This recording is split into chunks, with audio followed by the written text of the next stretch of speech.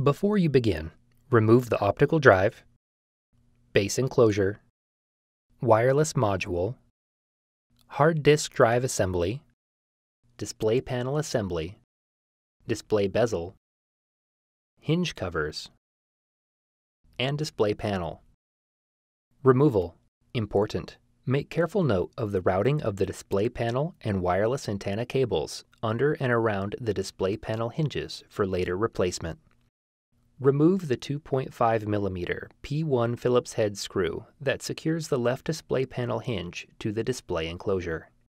Remove the three 2 mm P1 Phillips broadhead screws that secure the left display panel hinge to the display enclosure.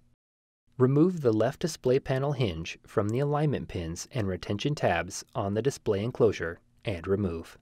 Remove the left display panel hinge.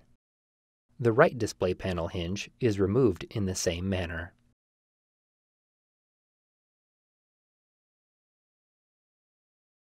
Reverse this procedure to install the display panel hinges.